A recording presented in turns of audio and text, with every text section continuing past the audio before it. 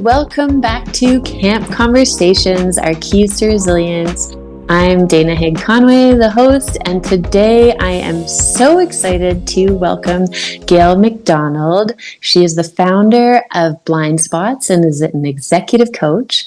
And I really wanted Gail to come on today because in reading through her work, I saw that she has this entire coaching program around not only coming at people with interventions, solutions, and strategies, but first having them work from that place of reflection and of acknowledging that we can't make change until we realize where that change is needed. And so often we are blind to where that change is needed. And that aligns so closely with camp, where we say we can't just throw interventions at a problem. We need to first understand where the unmet needs are. And when I saw this overlap, I was like, okay, we have to talk further. We had our first chat, and I was like, this flows so nicely. And I want you to come on and share with our audience that spark that brought you into this world of coaching and that caregiving role. And then how you keep that spark alive. So Gail, if I have missed anything in your introduction, please go further with it. Oh my goodness. Well, thank you, Dayna, for that gracious intro. And as you were speaking about if you've missed anything, well, likely there's a lot. I find that so often when we find our calling, it's something that has been with us for a period of years. And my very first recollection, like as far back as I can possibly go, was around the age of 5 or 6. And I think about what I wanted to do in my life. And as a 6-year-old, we don't have it figured out. Mm-hmm. But my father was employed by the airlines, and so we flew a lot because there was no cost involved. And I immediately fell in love with the flight attendants and what they did. And they cared for people. And in those days, pillows and blankets were free, and great food was free. Yeah. And I just felt so comfortable on an airplane. Didn't matter what kind, how big it was or how long we were flying. And I remember thinking, this is what I want to do when I grow up, because there was that caring component. I wanted to make people feel comfortable, especially if they had a fear of flying, because I didn't, and just meet their needs, make them feel as comfortable as I could on that plane. However, it was not to be, because as you and I discussed on our first meeting, our difference in height, and and I fell short by a few inches. And some people don't, they're shocked when they hear this story, because when I went for my interview, the first thing they did, and this is back in the 70s, is they put you on a scale and they weigh you and they measure you. What? Yeah, and I made sure I starved myself for 2 months. I ate a cup of soup and crackers to make sure that I was aligned with the requirements, which were 100 pounds for your first 5 feet. Wow. And 5 pounds for every inch after. Oh, wow. Yeah. This makes me cringe a little bit. Yeah, right. No discrimination there whatsoever. No. So anyway, I got on the scale, and I remember how crushed I was when I was told that I was half an inch too short. Wow. So the dream was crushed. It was not going to be. And so oftentimes I have found, when people have a dream and it just ends abruptly, that we kind of flounder. We're not really sure where to go with it. So I spent quite a few years just doing different things. And I found no matter what role I was in, there were 3 main areas I worked in over a few decades. It was sales, fitness, and banking, like being of service, right? Mm-hmm. And I found that no matter what area I was in, I was always wanting to be of service. I was always wanting to give people their best value in an honest way and really listen to what they needed, not what I thought they needed or what I wanted to sell them. And I even had people at the bank that I was in various roles, and they'd come in for a loan, and all of a sudden they're talking about their grandchildren or something. And I got to thinking over the years, what could I possibly do where I could just help people by listening? And life coaches were just not, they weren't around at that time. Okay. And so what I've also found valuable over the years is do what you do, no matter what it is, do it well and enjoy it and be open. And I feel that I didn't find coaching, it found me. And over 20 years ago, I met someone who was a brand new coach, and she introduced me to it. She introduced me to where she trained, and I took the course and said, or pardon me, the intro course. And I said, this is it. Like, this encapsulates who I am. Because in some cases, when I was working wherever I was, it was noted that you're a little bit too chatty. And you're also listening too much to your clients. You need to move on. And I'm like, yes, but I got all the Visa cards last, like I got the highest amount of sales in this. But that wasn't the mentality in those days. It was more about the transaction, getting them out the door. And it just didn't feel right, but I did it because I didn't know what else to do.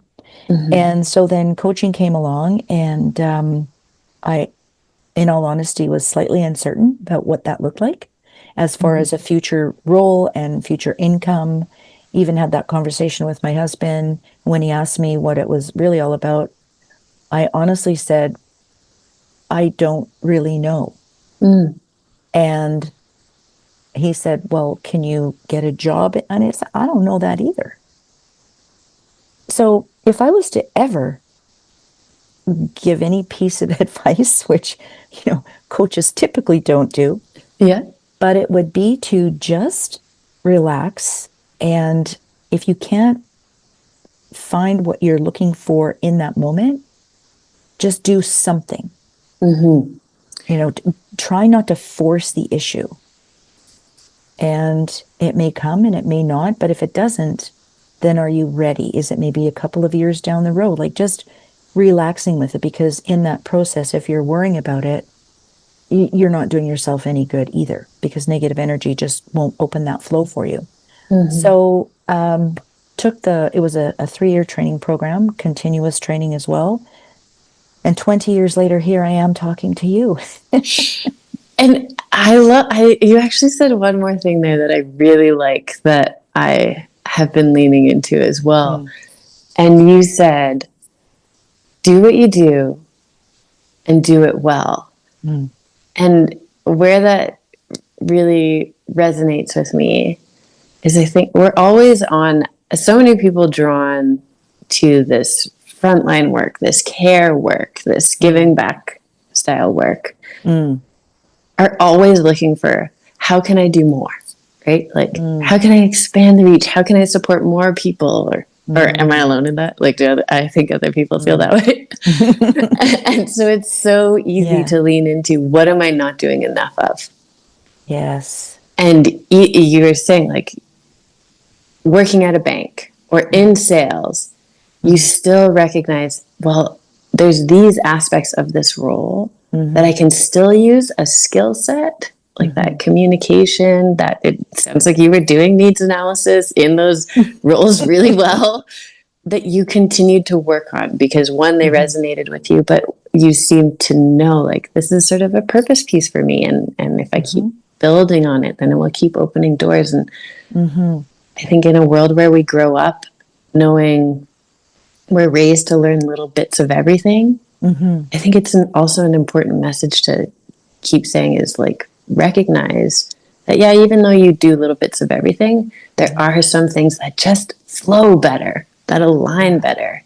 and lean into those. And it opens doors, and people start to recognize that in you. Exactly. And if you just allow and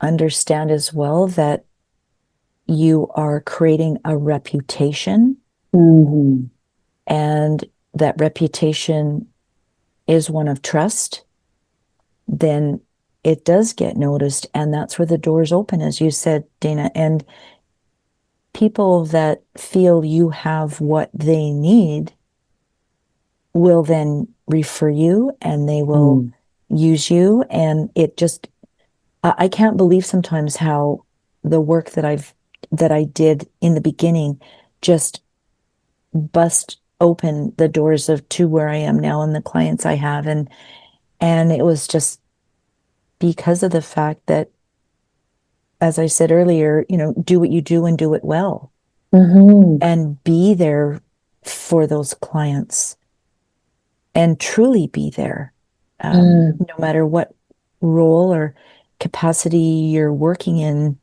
Meet them in that place of, like you say, a needs assessment. Like, what do they need right now? And adapt to that, because you're there for them. And I share that with all my clients. This is a safe place. There's a code of ethics. Same with, many caregiving rules. And you can just be here now. And sometimes clients will show up and be upset and cry. And the first question is, what do you need right now? And sometimes they even turn off their camera and their audio and breathe. And I'm just like, come back when you're ready. Right? I'll sit here and wait. There's no rush. And most people nowadays don't have that space in their lives. And sometimes that's all they do in coaching, is just come, sit, breathe, and talk about nothing really in particular, but just talk. And to give them that time to do that, sometimes I really do feel selfish that I enjoy it so much. Right? Just being there for someone. And I'm not really certain why I feel that way. I think it's just one of those things that we may be born with. We're just wired to be the helper, and be okay with it. And so do you, I think when we first met to do this podcast today, you said to me, like, it's kind of weird to be on this side of the podcast, to be the one that's being asked the questions instead of the one asking the questions. And I guess where I'm going with this is, I find the same. As a clinical counselor, I know it's important for me to regularly go talk to a counselor or a psychologist. And so I do that, and I find it so hard, which is funny for me, because I would think logically that I like being in the role of the listener, and holding that space, because I love it when people do it for me. But that's not the case for me. And so I'm curious, like, is that the case for you? Like, how do you support yourself? That's a great question. And the first word that came to mind was the transition of being able to determine the importance of it before you feel the need. Because I could coach and coach and coach like all day, every day. I know that is so not good for anybody, because we all have, different mental capacities, and we need to know what our limits are. And so it just took me, like, there was that transition period when I went, yes, I can do this because I love it so much, but I also love cake. And if I ate a whole cake, I wouldn't be very happy. Yes. And so address it before it becomes problematic. And I think as a caregiver, it's important to really listen to ourselves and maybe be consistent with it, like maybe every quarter, whether you feel you need it or not, is to just check in with another professional and just talk and see what comes up. And again, they're listening and I'm talking, and it might be about really nothing, but, well, seemingly nothing, but there's always something under the nothing. But sometimes we have to talk about the nothing to get to the something.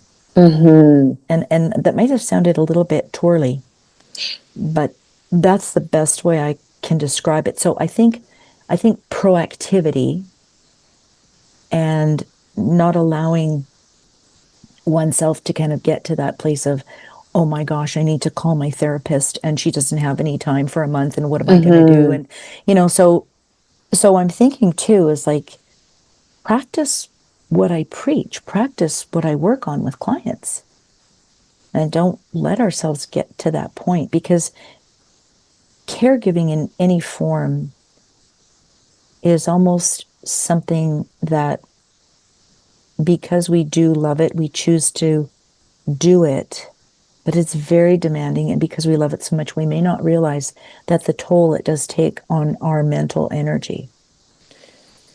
You bring up two great points that I really want to touch on. One is that for me is a sign when someone asks me how I'm doing, whether that be my therapist, or whether that be my friend or my spouse, and I keep the lid on that question, and I say nothing, or not nothing, but like, it's fine. Like, I give that short. Yeah. Then I know that the pressure in here is really high, because I'm scared to open the lid, because I'll lose some autonomy, because I know like a lot of emotions and a lot of narrative will pop off of there. So for me, that's a sign as a caregiver. If someone throws the questions back at me and I can't answer them, I'm like, okay, we're like moving towards that place of over giving. I need to check back in with me. Yeah. And then I was thinking, I'm like, I'm going to say two things and then I'm going to regret this, because I'm going to get so into the first, I'll forget the second thing. Of course, that's what we do. That's what we do. Yeah. But yeah, I guess, do you have signs that show up for you? That leads in. There's the second thing. Pop back up into my mind.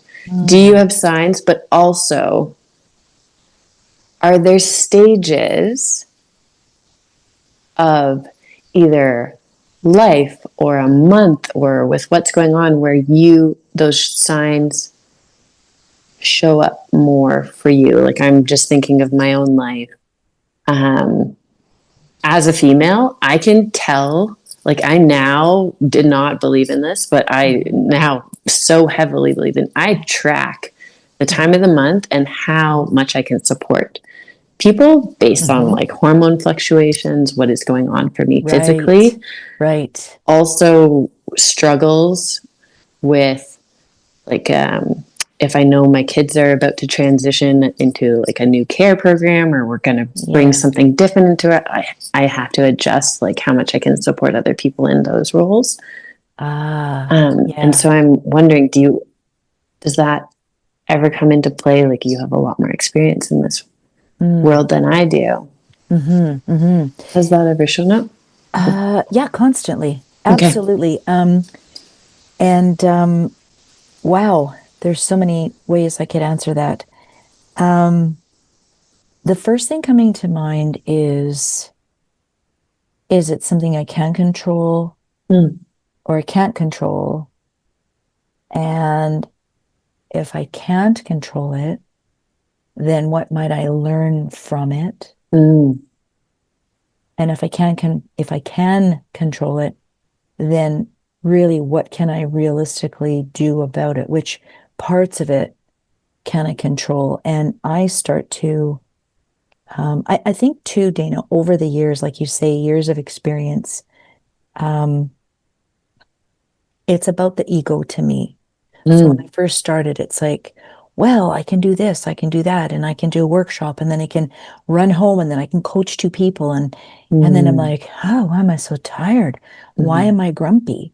mm, But my ego was saying, you've trained for this, you're doing this, and you're going to do a damn good job, whether you mm, like it or not. And these thoughts might not even be conscious thoughts, but that's just the essence of how I would feel. mhm, And so it's I'm thinking of capacity, mm, and that earlier on, I didn't have the capacity I do for coaching as I do now. mhm, You just get more efficient at what you do, but I was still trying to push it. mm, And there was this looseness to, well, it was like we talked about earlier, not talking to anybody about it, not saying it out loud, and just hitting a wall. mm, And then, and then having that, mm, here's another little tidbit that is very much talked about now, is that it's that inner critic we have. Because we mhm, want to be perfect. We want to be all things to all people. And you mentioned something earlier when we were talking prior to, is about, sometimes when we show up for people, and I did this with my coach when I first started. I'm like, whoa, she's got everything together.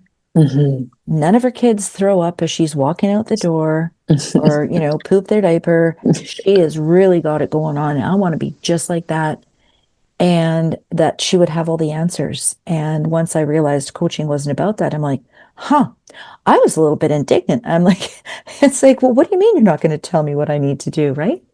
So, misperceptions, assumptions, unrealistic expectations, it's just a whole messy pot. Mhm, And I don't know if I've gone down a little bit of a rabbit hole, but the point being is that as time has gone on, um, because there's more life experience, I think I've learned to give myself more grace and say, I'm not lifting a finger this weekend. mhm, And I do want to watch 5 episodes of my favorite Netflix show, penny mhm, popcorn, and I don't care. mhm, And just having that courage, um, we do need an ego to a certain degree, but when it becomes problematic and it starts pushing us around based on what our inner critic is saying, then we need to really dial it back. And I think now it's a little bit easier for me to predict and accept. And do I still push it sometimes? Yeah. And mhm, then I have that chat with self and go, you know better. And where's this coming from? And the biggest thing is, are you devaluing what you bring to your clients? mm, And I openly share this with many of my clients to say, right now, you're the most important thing to me in this world. mhm, I'm here for you 100%.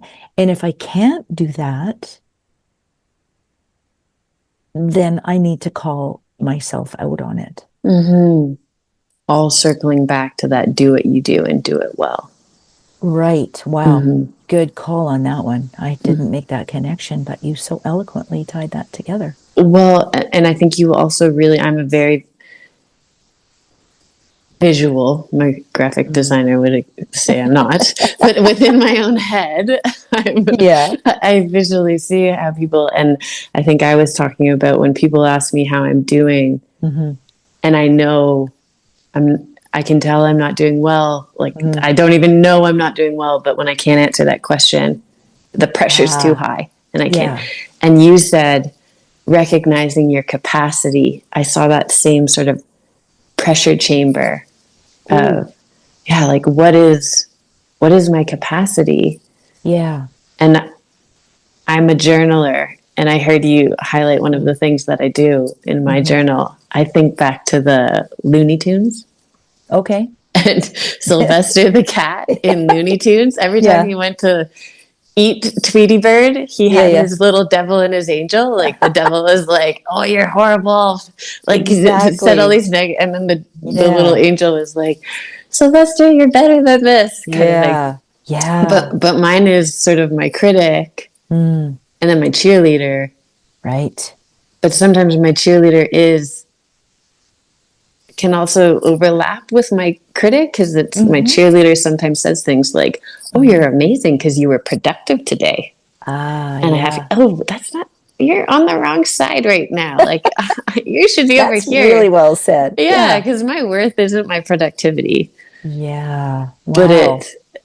well, and that's me hearing what I'm just trying to tie it into how we Mm-hmm. can share that as a takeaway tool to our audience. And it's Mm-hmm. knowing sort of what are those two voices for all of our roles. Like Mm-hmm. for my role as a mother, yeah, like that productivity voice sometimes gets loud, and Mm-hmm. then it overshadows my role as a clinician. And then when I sit down as a clinician, sometimes, yeah, productivity voice tells me whether or not I'm a good clinician. And I need to know Mm-hmm. all of those messages Mm-hmm. going into it. Otherwise, yeah, that capacity piece gets like, oh, I'm failing everyone too Yeah. much. And then Yeah. I can't Yeah. answer. Mm. And you've brought up a good point, because when I think about how I think in my mind, and that people don't really know what I'm thinking, Mm. but we're still performing at the level we're expected to perform, Mm-hmm. and people are still finding value, that might be the signal, is when we start to have those thoughts. Mm. But also, That is a great. how do we define if they're just thoughts for the moment? Because I can have a couple of hours, or certain things have happened in my life in the last couple of years where I'm really quite clear on what's important to me in life now. Mm-hmm. So I spend very little time in the mud, Mm-hmm. but I still go there. Mm-hmm. But I also know how to get out quicker and wash myself off. Mm-hmm. But there are times when I go, you know what? This is how I'm feeling, and I'm going to sit with this for a while because I want to. I want to experience whatever the emotion is that I'm experiencing. But then I'm the one in control and going, okay, so I'm going to be okay with this for a while. But then, I've kind of had enough. So then I take action and change it by thinking differently.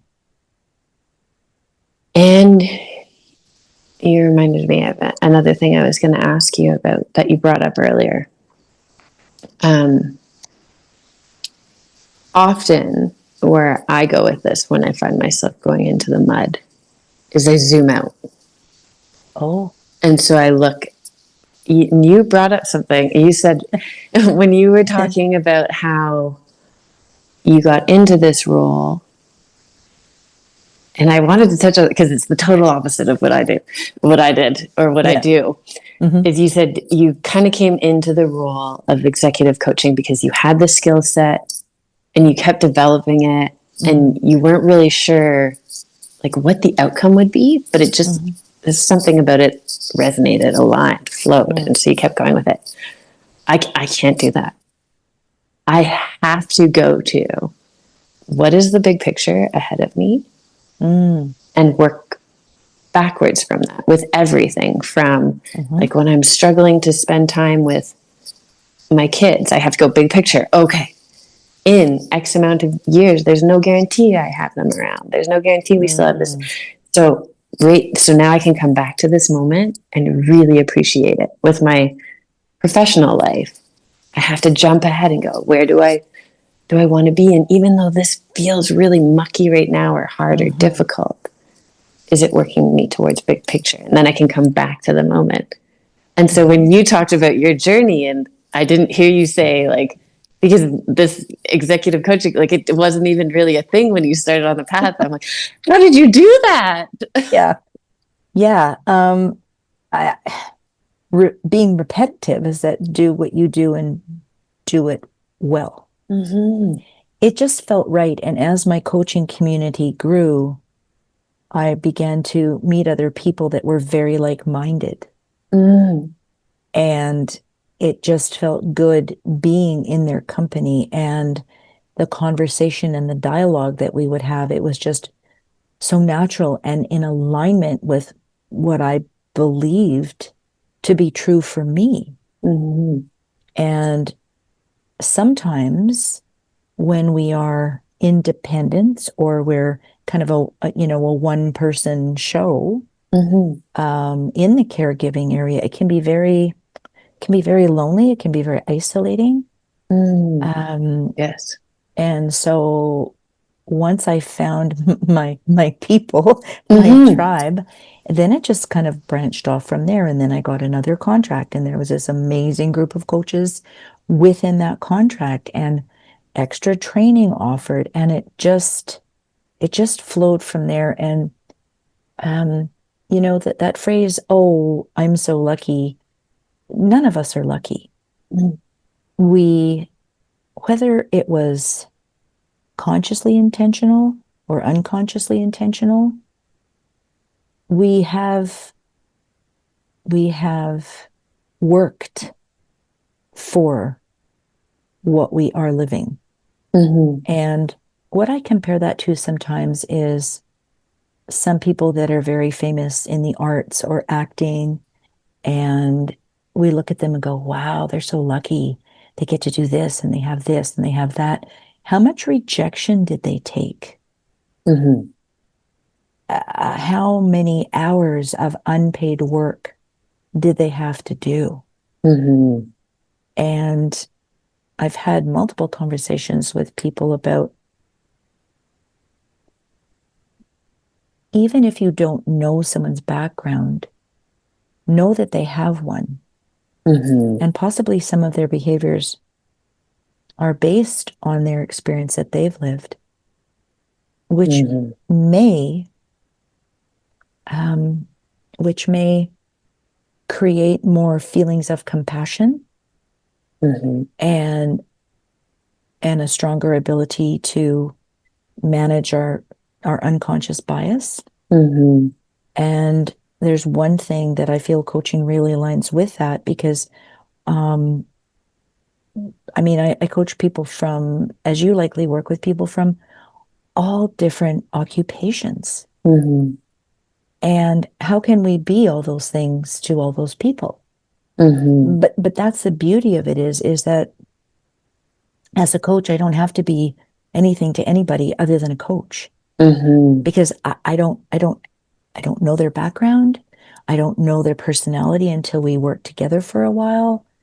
So I can just be with them and hear them raw and unplugged. And I'm not going to jump in as a mentor would and say, oh, hey, have you tried doing this way? And there's almost a freedom in that. And I can't recall, Dayna, if we talked about it like pre-show, but it was something to do with, we had that exchange of, how does the caregiver care for themselves? And that is such an interesting question, because you've made me think about, how do I, after I'm done with a client and it's been maybe a fairly intense session, How do you? how does one not carry that? Because that could be problematic, because you're not present for the next person.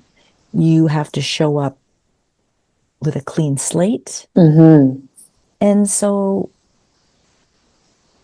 being very mindful that it is important to not carry it with you.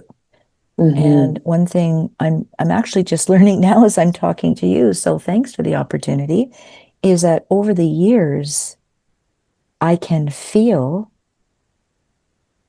and yet I can let go. Because I have realized, I've grown to realize, that is where that person is in that moment when they show up with you. That may not be their whole life. And give them the grace and trust that they will be okay. So we don't kind of I'm sorry, I should say I can't speak for others, but I believe what they're saying, and it's very real for them. But I know 100% it's not going to last. Yes. Because and it's a piece of their puzzle. Oh, wow. That's a great way to say it. It's a piece of their puzzle. But at that moment, they needed to be heard. They needed to be listened to and validated and just given whatever they were needing at the time. Yes. Yeah. One connection, and then maybe I'll help us close with one paraphrase of what you've said. Sure. And my one connection is this, what you're saying aligns so closely with my mantra and my personal mantra. Whenever I'm about to go in a tough conversation or I feel myself in a challenging moment, which is also the mantra of my business now, is full from within. I'm full from within. Yeah. And I'm like, I don't have, because I am so full from within, I can be with you in your challenge and not take it into my challenge. Like I cannot carry it because I am full with what makes me able to be present and resilient with you. And then if I were to paraphrase you, I hear you saying that a huge piece of this coaching that not only allows you to have deep empathy for this person that is sitting in front of you, but also as a protective mechanism for yourself, because we need that in any care role, is to look for that piece that, if we go back to piece of the puzzle, that is the why behind what you're seeing. So like, it makes sense you're doing this behavior or wanting to share this story or are suffering with this, and you're hearing that, like the why behind it, because of where you came to me with, like where you're coming from, because of your life experiences, because of any of those things, but not just seeing the issue that's sitting in front. Because I like, we can get so, when we just see the person as the problem they're presenting with, it's scary. We're like, okay, well, let's solve it. But when we can go to that place of, okay, well, why is what I'm seeing in front of me happening? And let's explore that with you. And that's not scary. Did I do an okay job of paraphrasing you, or are there pieces we're missing? 100%. Yeah.